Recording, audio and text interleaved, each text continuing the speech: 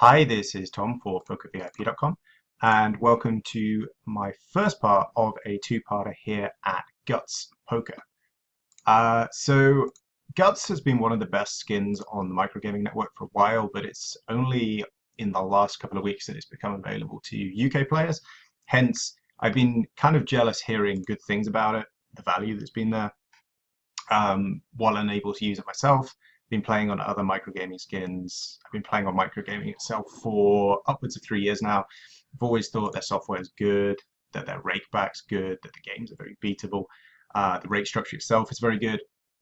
I just think it's probably one of the best sites to play Pot and Omaha on as an overall package. And now Guts are here, it's definitely good news. So with the Poker VIP package, which I'm particularly excited about, it's going to include the typical 30% rakeback that you would get normally as like the top tier. You get your deposit bonus, and you get entry into Poker VIP Challenge, which is like their own version of a rake race, kind of where you're racing against yourself to hit certain tiers. That's like the equivalent of 8 to 15%, depending on your volume. The higher the volume, the more you get. And then the other thing, which is good value, is that deposit bonus, once you've cleared it, you just get another one and just keep on going. And as opposed to other microgaming skins, this one sort of clears in €5 chunks, whereas other ones tend to clear in like €100 chunks from my own experience. So that represents pretty good value. So as I said, I've played on microgaming a lot, so very, very familiar with this. Some of the players I'm playing, I've got a reasonable experience with. People like Green Eagle and SNG Grind I've played a good chunk with, albeit under different screen names on different skins. So yeah, let's jump into it. Hopefully find some good spots. The 10-20 games on microgaming are reasonably beatable. There's one or two players who definitely know what they're doing. SNG Grind would be one of them, but there's plenty of people that just punt off and play far too wide, go somewhat suicide with like one pair combo gut shots. So you're going to see a lot of overplay. You're going to see a lot of very, very loose play. I'm just going to try and exploit that in this two-part series. This is one of the few sites where I would be playing with a HUD and it would actually have some relevance, just because I have stats on certain people in these pools. But I think for the purpose of this video, like aesthetics-wise, it's probably not a great shout. But I know myself, I use Hold'em Manager, and with an older version of that, it's still compatible with it. So it works quite well. Left on table, double paired, single suit kings. We're going to be opening this one up. Last time we did this, we actually got 3-bet by the big blind. Doesn't seem to have happened this time. We're just going to be continuing on an iffy board. Our kings and our sevens do block some of the straight draw combos, but it's not a board I'm thrilled by, but there are significantly worse ones as well. The 10's not stunning. I could either bet to fold, or I can check to evaluate to see exactly what my opponent does. Consider check calling to the check fold river. Of the options, I think I'm going to go for the latter one. I would balance this out by checking some better 10s in this spot. So we're going to call once here and then kind of evaluate what we do on river. As rivers go, that's a pretty bad one. I do expect him to shut down with most of his like Queen Jack 8-7 kind of draws, although we do block the 8-7. And our kings are good. Nice.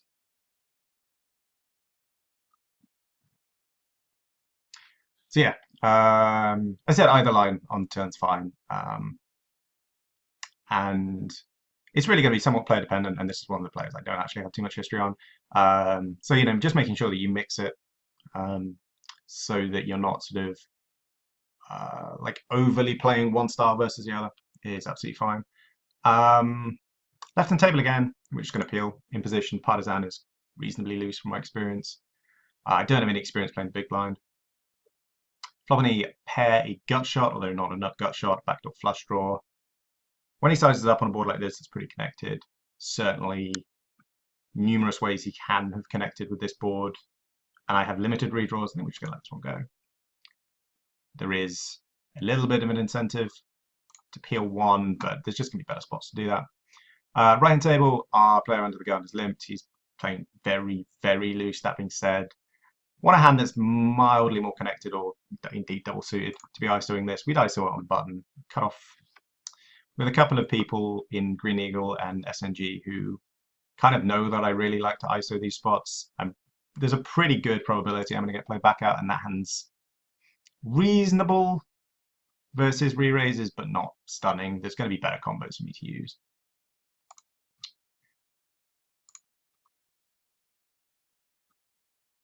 I mean, obviously, as I say that, I would have flopped pretty damn good, but that's been very, very results orientated. So as I said, I've played on micro gaming for a decent chunk of time. I've played on, think off memory, 4 different skins. So it'll be the 5th. Been chasing those sort of welcome bonuses and whatnot over certain sites. 1 or 2 don't actually exist anymore. So yeah, but Guts seems very willing and able to progress in poker world. They seem to be doing all the right things, moving reasonably far forward and ambitiously. So it's good to see. And I've got a good number of people that play in other European countries, and they always have reasonably good things to say about it. It's good value. The software is, much like any other skin, so no real difference. It's just 5 minutes when you log in, just changing the settings to what you have on other skins, and you're good to go. Left-hand table, semi-connected double suited hand. It's definitely to my benefit that the spades are connected, suited to the jack on the 6. It's not a particularly good reason to 3-bet. Definitely is a call though. It's a reasonably good flop. There are certainly some better ace combos. I quite like his sizing actually going for a 3rd here. Doesn't really need to bet more. Is unlikely to extract value or indeed have a higher bluff success rate with a greater size. So I quite like the way he's sized that. Turn, I do block some of the king jacks, but certainly ace 10, ace queen are in range. Goes check check. And given my opponent's line, the only hand I'm really particularly worried about is ace king. We're going to try and exploit some weaker aces / charge my own price or block a bet. He shows up with ace kings, totally reasonable. As I said, that's about the only combo I'm particularly worried about. I do think there is value there long term. It's just unfortunate we run into the top of his check back range on turn. It's also the reason we don't go particularly big on river, just because, one, I actually think people can start folding out hands like ace 7, ace 8, which we're trying to target. And it also means we're value earning ourselves to a greater extent when we're facing the ace king. 3 is pretty reasonable fold. I think more really needs to be said on that one. Trying to play at a reasonably high pace just to kind of increase the number of hands per video. That being said, the right-hand table seems to be going a little bit slower. Part of that is because it's 6-handed rather than 5-handed, but it also seems to be a little slower, people taking a bit more time. Which is their prerogative, but we will see. I certainly don't love this hand going my way, but given just like sheer odds I'm getting, we are going to be peeling. Left-hand table will be opening and cut off, not under the gun +1, or effective under the gun though. So let's peel our raggy king. Top and bottom is acceptable, but 5-handed probably still not great. Don't have any redraws to go with it. My 10 blocks the 9-7, but that's thinking about it in reasonably positive terms. Just gets checked round. We're probably going to start betting on bricks. Fish bets reasonably small in this spot. I don't think I extract any value by raising.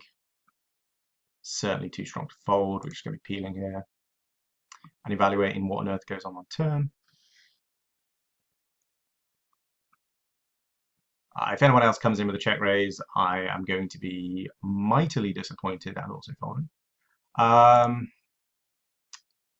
9 does complete some straight draws, although the less common ones typically. I mean, 7-5, I suppose, is the obvious one.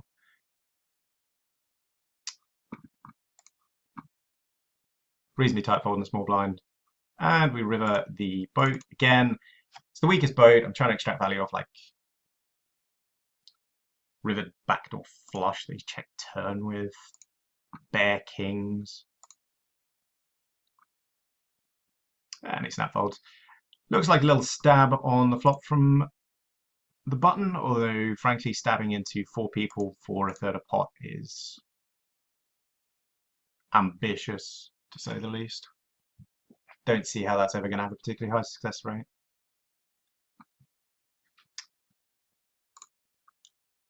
Would have come along if button just overcalled, as it is, we're just going to be folding.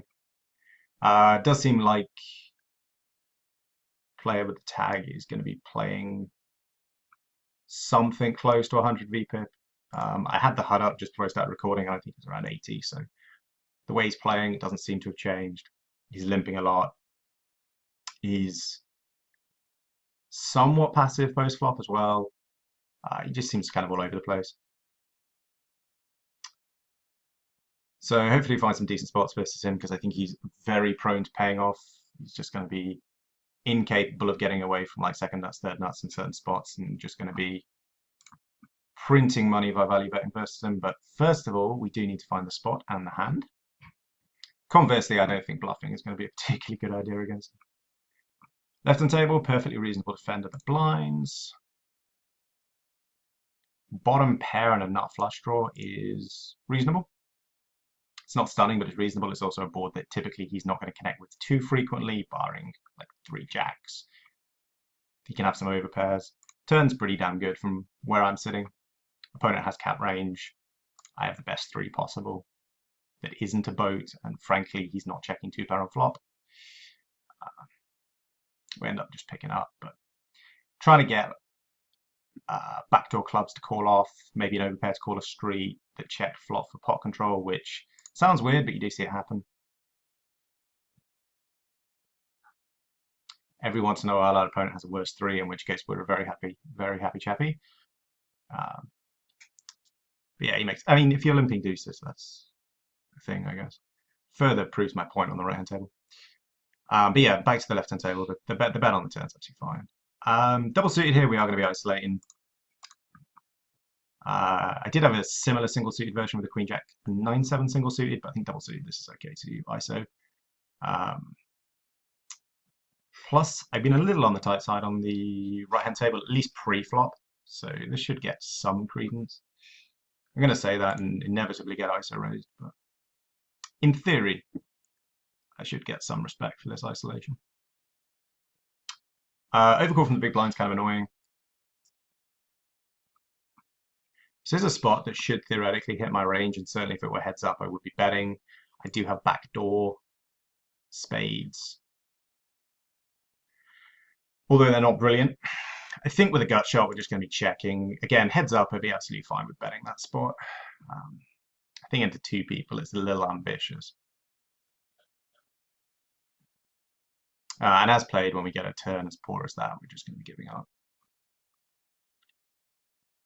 And certainly this falls into the category of sort of rundowns that I'd be isolating this gentleman with that just unfortunately don't connect with this board. So a little annoying, but also totally reasonable that into 2 people, we just don't decide to sort of fire off into spots that granted we have range advantage on, but you know, frankly, trying to get someone who's playing like 80 VPIP and isn't really folding much doesn't seem the most appealing option. Lee the G as well should have a reasonably strong hand over calling the small blind.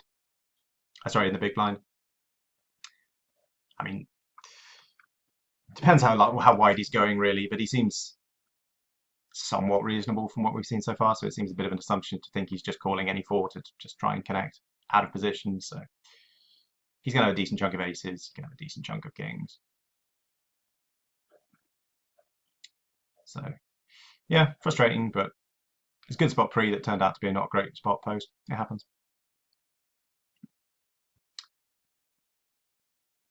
So yeah, continuing the extremely high VPIP on the right-hand table. I have to say from what my own experiences, like playing 20 a long time ago on this site and playing 50 since, these players exist at PLO 50, and it's not uncommon to have 2 of them on a table. Which obviously, you know, spices things up, gets reasonable amount of money in the pot pre, and also, you know, if you happen to have position on one, or, you know, dream scenario have position on both, it does mean that you long term can pretty much print money. So although those tables take a little finding, and the anonymity feature of microgaming, sort of when you first sit down at a table, if you do find one, it's obviously going to be very good news for you and your bankroll long term. Interesting, he's 3-bet for the first time. He does it out of position. From my experience, when you're playing someone with an incredibly high VP that's playing pretty passive, the times they 3-bet, they do actually just have a very strong hand. Excuse me.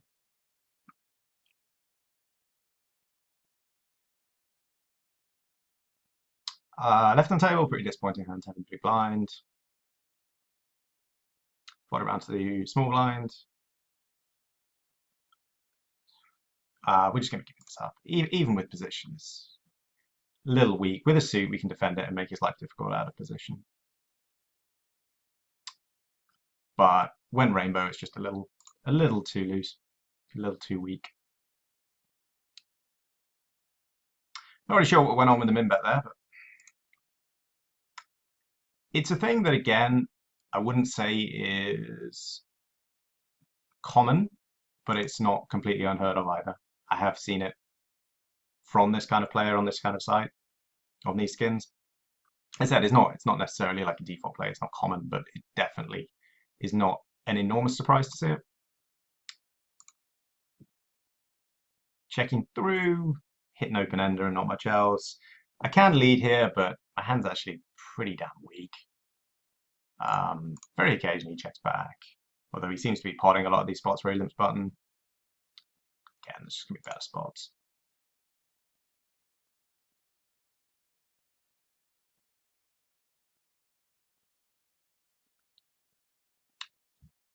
So yeah, a little frustrating. We haven't had like a really good value spot versus him. But it is what it is. Just going to overlimp. Reasonably happy to do so. Aces on the left of the table. Pretty reasonable open. They're not fantastically connected. They do have a nut suit though, so.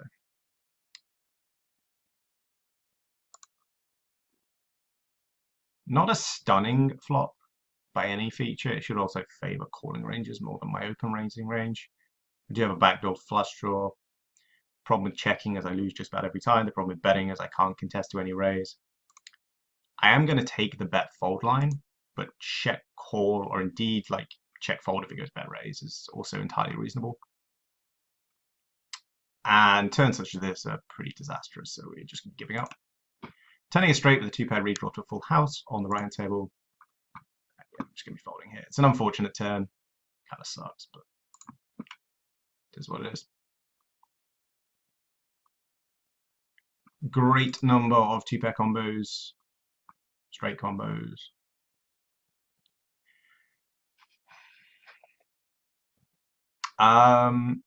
When this gets overcalled, we're probably just going to be folding. Like, if Button had folded, it's certainly tempted to call just because his check on flop doesn't make too much sense. Once the overcall comes in, having check flop, start worrying about weak flushes that checked, fearing they can only get 2 streets of value.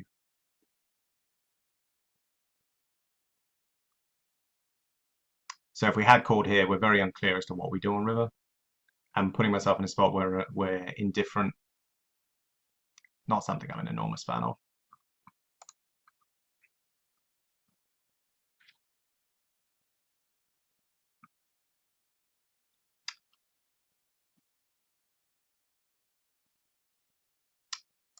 Going to be isolating on the right hand table.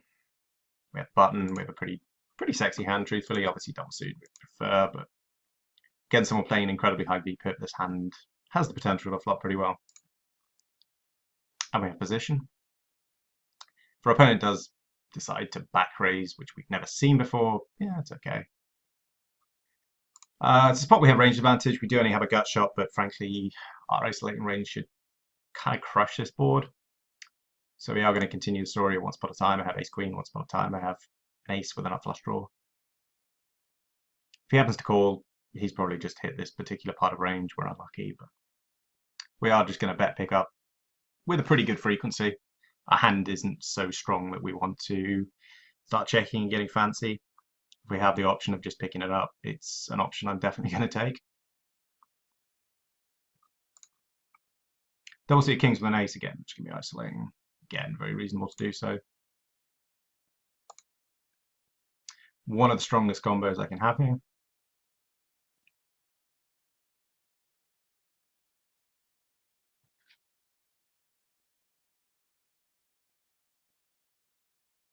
Again, I have position over the limper, which is kind of awesome, but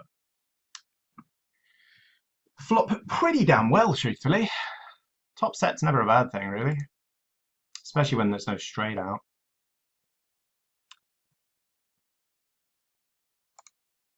Start trying to build a pot with this gentleman. It's going to be calling our weak kings, 3-betting against under the gun. Isn't really something I want to do.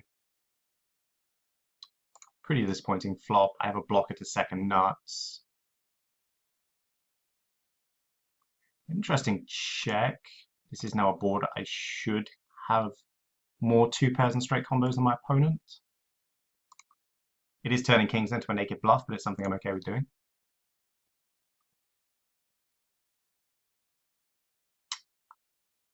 Well, that is a little unexpected. It's also almost certainly nutted.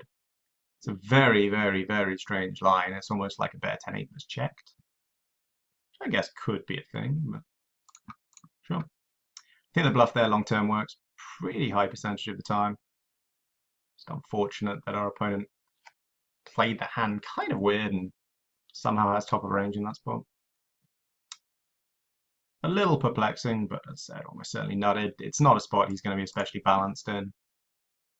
In general, actually, at this stake on this site, people aren't especially balanced. I think you can say that about this stake on just about any site, really, but you know, if we're playing 50, or some of the deep tables that run on this site, where you are 200 big blinds deep, tend to attract the better players, tend to be a bit more balanced. But 100 big blinds at PLO 20, it's not as balanced as it could be. Yeah, ideally I would have a deep table running right now, but unfortunately they sort of run somewhat intermittently.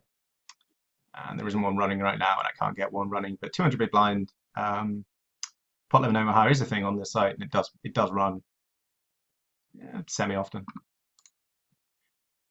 Although it does attract some of the tougher regs.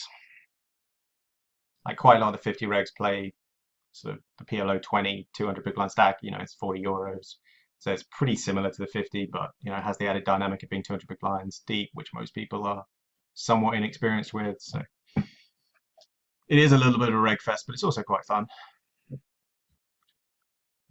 Something I'm reasonably happy in mixing.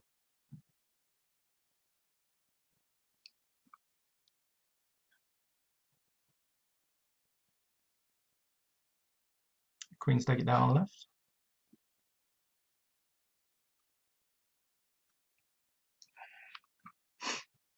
Our opponent on the left-hand table seems to be like min raising a lot, which again is something that I seem to see, although it literally has no particular merit to it.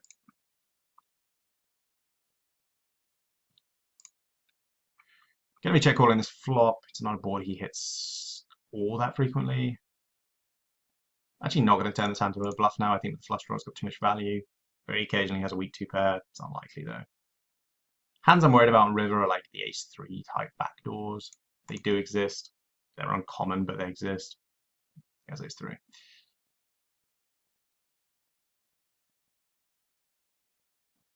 He also has a nut flush on turn, so it's a bit weird that he checks turn.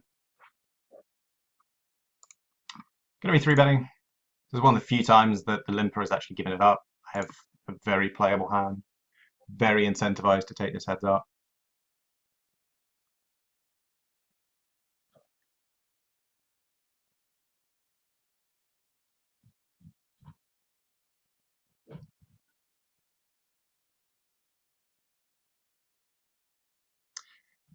Not a massively unexpected call. Going to be sizing down. We are going to have a good chunk of kings here. Our opponent can potentially have a king, of course. We have a flush redraw. There's no real reason for us to size up.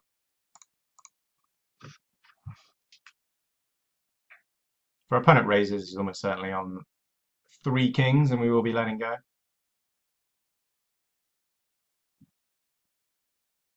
That is unfortunate. Opponent seems to have top of range.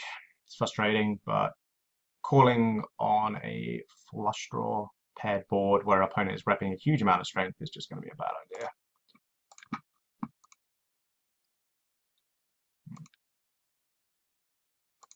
So yeah, a little frustrating to run at the top of range, but it's a perfectly reasonable 3-bet. It's a perfectly decent c-bet. It's going to make us a good chunk of money long term.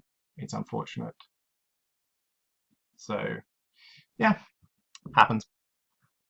But yeah, perfectly fine, balanced approach long term.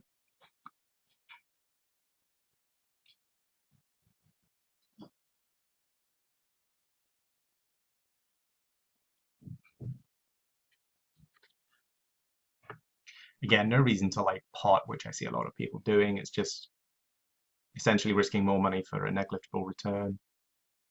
If our opponent has a king, if our opponent, really has crushed the board, he's never folding. We're essentially losing an extra €2.80, and if we size down to sort of half pot, slightly under half pot, our opponent's not going to randomly start raising on a weird sizing tell he thinks he has, just because that's exactly what we do with king X, with like aces with a nut flush draw. So it would be like pretty damn suicidal on his part to suddenly just start bluffing. And we also didn't have the nut flush draw. We had second nut flush draw, which is definitely has its strength, has its value, but it's not nutted. So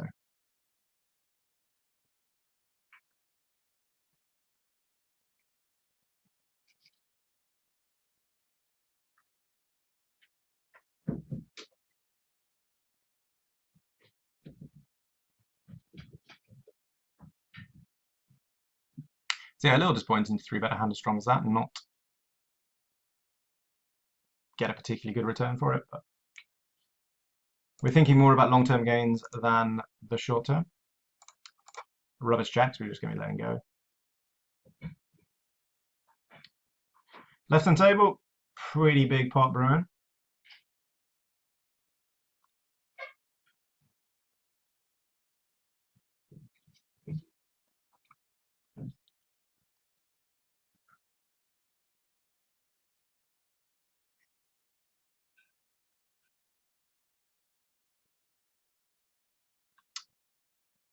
Making the decision whether he rebuys or not. It's not, so we're going to be playing 5-handed. Not an enormous problem either way.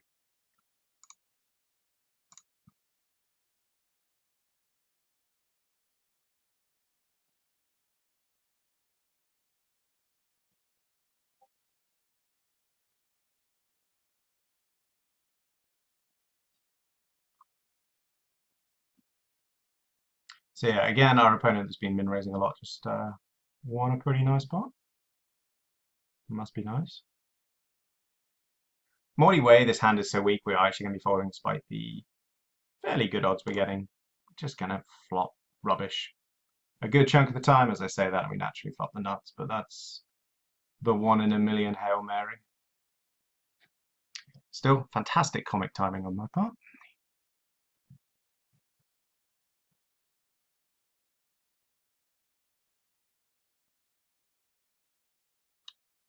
And folding on the right-hand table. Unfortunately, the limp has left. That being said, this video has got like another minute or two before I wrap it up, so it's not going to make an enormous amount of difference. What I will say about Guts and microgaming in general is, he's by no means a unique player type. There's more of them, so to see one leave, on the table you're on is obviously a little annoying, but there's plenty more.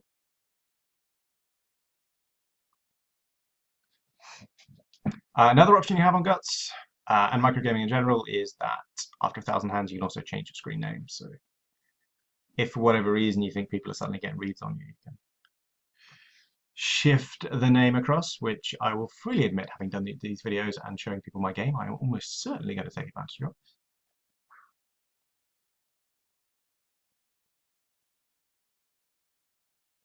It's a cool little feature. Microgaming is, in general, um, reasonably at the forefront of trying to avoid like bum hunting.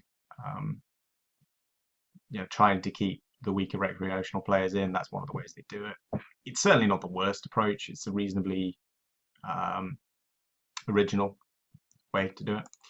So we're just going to set out this table, and yeah. So yeah, first part of Guts done. Overall impressions is pretty much exactly the same as every other skin on microgaming. The game's pretty good. The rate back's fantastic. The rate structure in general is good. So yeah, hopefully you guys will join me for part two.